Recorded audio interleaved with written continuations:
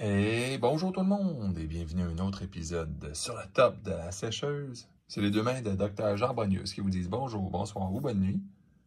Aujourd'hui, un épisode juste sur des interactions complexes qui, vous allez voir, peut-être ça arrive plus souvent que vous pensez. Puis on va regarder comment les gérer de façon facile.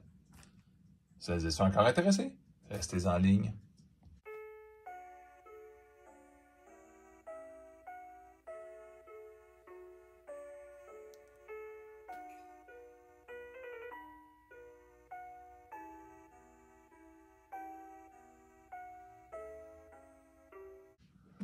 Bon, on commence.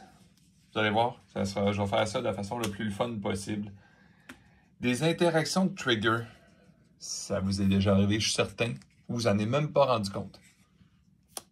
J'ai un bottomless pit, on va dire le joueur A. Là. Bon, qu'est-ce que ça fait là? Whenever a non-airborne minion enter the site, kill it. Bon, quand t'as pas airborne, ce qui arrive souvent, si tu vas là, tu meurs. Puis après ça, on va mettre des sites que tout le monde utilise autour. Là. On s'entend, là. Bon. Fait que là, à mon tour, moi, c'est facile. J'ai un grand Master Wizard ici, puis je joue Dead Speaker. Fait que là, il est déjà en jeu, tu sais. Genesis, Draw Twist Spell. Fait que là, je veux qu'il meure. Puis, je l'envoie ici. OK, il est mort. Bon, mon opposant fait évidemment rien, il joue tout croche. C'est encore à moi. Bon, mon Dead Speaker, vous vous souvenez de son habilité? Tu sais, il peut prendre un bonhomme qui est mort, genre, puis il le summon, là. Mais là, pour une raison X, tout a été détruit. Bon, il me reste juste un site, là. Fait que je vais être obligé de le jouer, là. Ouais,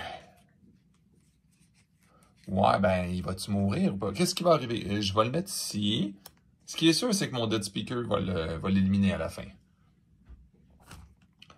Mais là, j'ai plein de choses qui arrivent. J'ai mon trigger de Dead Speaker. J'ai mon trigger de mon Bottomless Pit. Puis j'ai mon trigger de Grandmaster. Tu sais, le concept, c'est que c'est Draw Spell là, que je veux qu'il s'enclenche. Mais dans quel ordre je fais ça? Dans l'ordre que ça m'arrange? Ou dans l'ordre que ça arrange mon opposant? Ben, dépendamment de quelle base ce site-là est, c'est ça qui va faire la différence. Donc, regardons l'histoire. Nous avons un Grandmaster Wizard, tu sais, ce qu'il appelle le storyline. Nous avons un Grandmaster Wizard qui veut son trigger. Le trigger, on va dire que c'est ça ici. On va prendre une carte au hasard qui vaut pas cher. Là. Tiens, je le mets en jeu. Ça trigger cette affaire-là ici, que je pige 3 cartes. Hey, je veux piger 3 cartes. Wow, docteur, là. Tu m'as dit qu'il y avait d'autres triggers, là. Exactement. Fait que dans le storyline, je vais devoir ajouter ça. Puis je vais devoir ajouter aussi le Dead Speaker. Tiens, ça va être...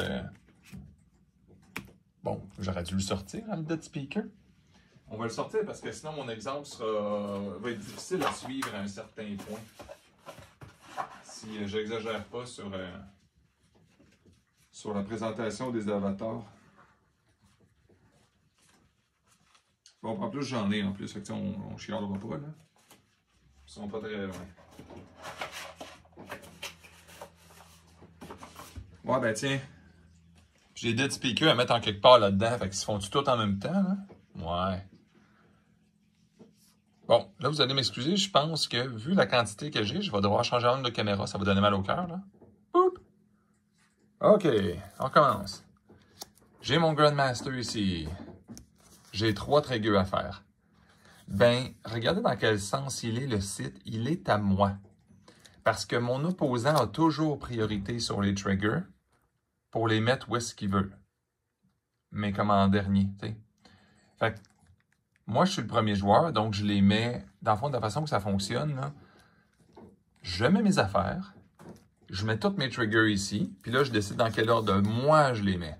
Donc, bon, évidemment, lui en dernier, ben ça, je veux piger, fait qu'en premier, puis ça ici, puis ça ici, puis ça ici, en tout cas, peu importe, là. Mais eux autres sont pas importants. Ah, ben tiens donc, Grandmaster Wizard vient en jeu, je pige 3 cartes, puis après ça, il crève.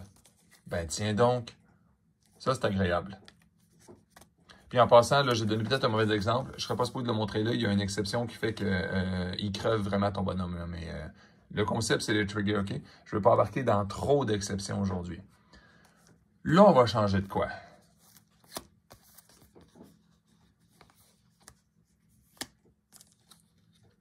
Ici. OK. Puis là, je veux jouer mon Grandmaster Wizard. Disons qu'il n'est pas mort, là, il n'est pas dans le graveyard, il est vraiment dans mes mains. Puis là, j'ai quelque chose qui permet de jouer ici, parce qu'on s'entend, d'habitude, je ne serais pas supposé de jouer ici. Bon, OK. Mais là, j'ai un Summoning Sphere aussi, j'ai le droit de jouer là. Bon, ben, je vais mettre mon Grandmaster Wizard, je vais piger 3 cartes, puis ça le tue immédiatement. Je peux leur jouer du graveyard, donc avec 12 mana, je pigerai 6 cartes. Ça marche de même? Oups! Faisons le storyline juste pour le fun. Je le joue ici une première fois de ma main. Ah! Ça trigger plein d'affaires, docteur. Là, on va oublier lui, parce que là, c'est de ma main, là. OK? Lui, il est ici au début dans la storyline. Puis là, c'est pas à moi. Donc, je vais dire, je veux piger 3 cartes. OK. Mais là, mon opposant, il joue en deuxième. OK, là, je vais mettre les choses. Ben, je vais mettre ici, là, dans le storyline. Fait qu'on fait l'histoire. Il arrive en jeu, il crève, puis c'est ça qui est mélangeant. Contrairement à Magic, de Gathering, quand t'es plus là, ben tes triggers, ils s'en vont. Bye! Oh non! Ben c'est ça. Tu piges pas de cartes si tu vas dans cet ordre-là. Fait que faites attention quand vous jouez ça. Bon, là, évidemment, vous avez compris, c'est pas tous les jours que vous allez jouer quelque chose. Master Wizard sur le bottomless pit de votre opposant, là. Ce qui peut arriver, par exemple, ça pourrait arriver un peu comme sur le site web. Ça, mais là, il y a un... En tout cas, je sais que c'est bizarre, mais là, il y a un Mariner's Curse qui donne une malédiction ici. Tu sais, l'affaire que quand tu rentres, là, ça t'envoie tout de suite ici, en supposant que ça serait Flood, là. Ça t'envoie par en dessous. Ben, vous comprenez que mon opposant va choisir le trigger de Flood en premier pour tuer ça avant que son Genesis arrive. Ça a-tu de l'allure comme trigger? J'ai failli donner l'exemple, je me dis, ben non, je vais prendre un Genesis facile aussi, un plus beau, tu sais, un qui est moins habillé, tu sais. C'est facile, il y a un trigger, Genesis, blablabla. Puis après ça, je me dis, ben, c'est parce qu'il y a un problème. Bon, il y a Airborne. Fait que, tu sais, en mettant là, il n'y a pas de trigger du site. Fait que c'est sûr, ça aurait été un exemple très ennuyeux. Sujet numéro 2. On va dire les choses qui font peur au monde, là. Des layers. Bon, encore une fois, on va prendre des sites très intéressants, là. Bottomless Pit, Primordial Spring. Puis là, tiens-toi, j'inonde tes 3 sites. On va en profiter pour faire une petite révision des fois des règles, hein.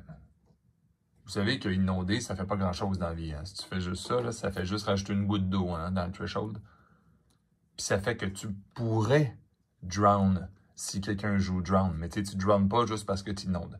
Fait que cette carte-là, elle fait pas grand-chose. Hein. Okay. Mais là, pour une raison X, votre opposant, il est pas content. Il vous joue un Drudge dessus. Un Drought. OK, fait que lui, il dit que les sites sont pas de l'eau, puis qu'ils donnent pas de water threshold. Puis l'autre, il dit qu'ils sont de l'eau, puis là, ça tourne en rond à l'infini jusqu'à temps que vous ayez mal à la tête. Fait qu'ils sont pas de l'eau, mais ils deviennent de l'eau, puis ils sont pas de l'eau, puis ils deviennent de l'eau. Là, on va y aller avec un concept, là. Le fun n'est pas le fun. Prenez-le en photo, là, dans le fond, ça s'appelle, si vous cherchez dans le codex, je pense que, je fais pas ça souvent, mais je pense que je vais mettre un lien vers le codex.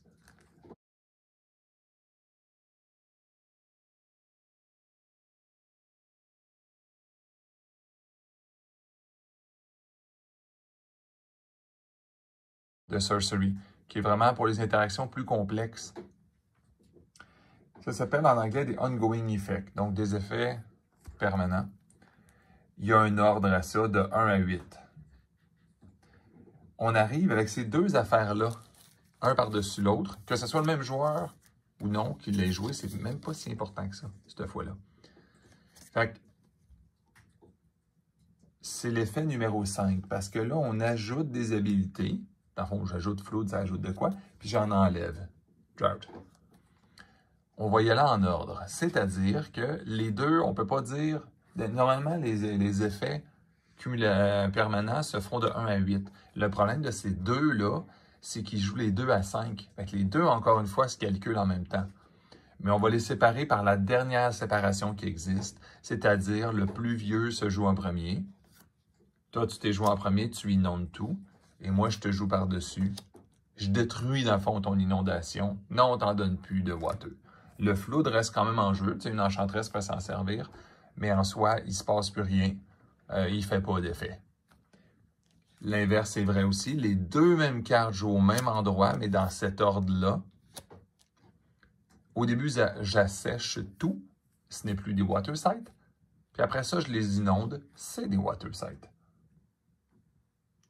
On s'entend surtout ces deux cartes-là. Là. Écoute, mettez-moi un texte si ça vous est déjà arrivé, les empiler une par-dessus l'autre. C'est assez rare. Maintenant,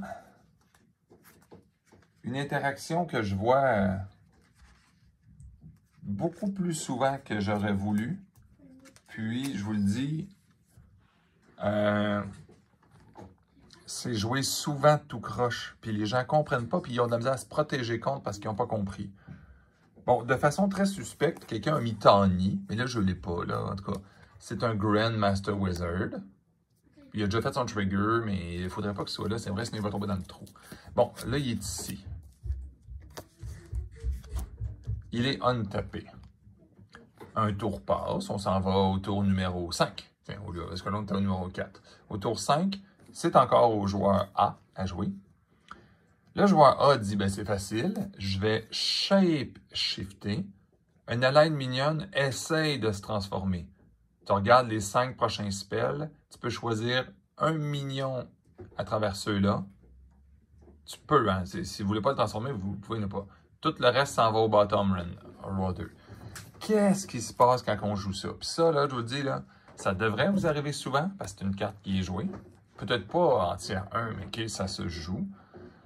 Mais à savoir comment vous devriez la jouer, puis comment vos opposants peuvent la jouer, vous allez peut-être pouvoir gagner un match en disant « Oh, tu fais quoi de pas correct? » La première chose, on va faire la carte. Bon, je vire les cartes 1, 2, 3, 4, 5. Oh mon Dieu, il y a un bon monstre. OK. Si je le fais, bon, Yume, ben je le fais, là, je ne veux plus le voir. Première chose, le Dead Speaker ne pourra pas s'en servir, OK? Transform, là, c'est banish, hein? Bye! Tu sais, dans ce sens, tu mettez-le dans ce sens-là, dans le graveyard, dans ce temps-là, OK? Il est vraiment mort. Et il se transforme.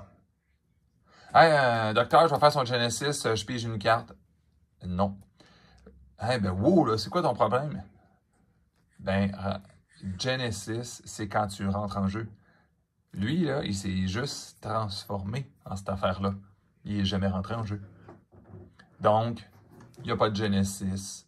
Donc, il ne mange pas 1 de dégâts du druide non plus.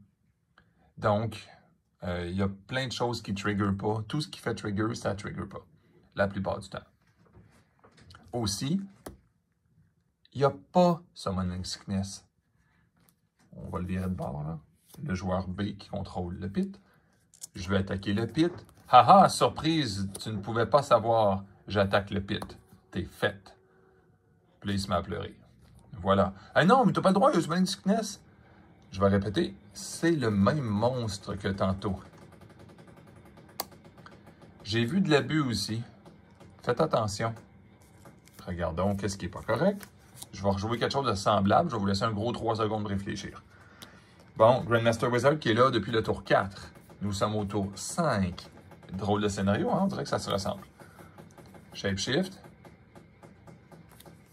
Je suis chanceux. Bang! Riddle Sphinx. Va-t'en ailleurs. En banish. Je ne triche pas. Pow! 4 d'en face. Je vous laisse 3 secondes. 3, 2, 1. Qu'est-ce que j'ai fait de pas correct, là?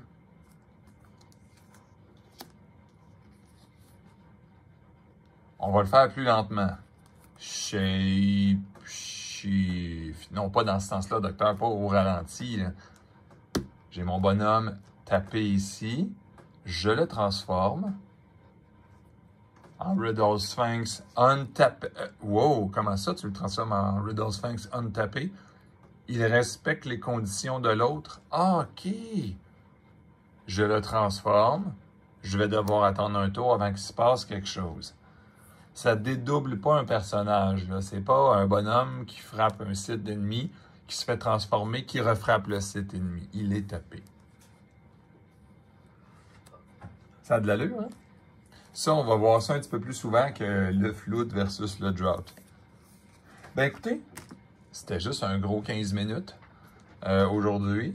Je vous souhaite que ces petites interactions-là ou l'explication des triggers vous aideront dans vos futurs matchs Cornerstone et peut-être Crossroads, ceux comme ça, faire de l'avion. Donc, je vais vous souhaiter une super belle journée, une belle soirée et une bonne nuit. Au revoir tout le monde.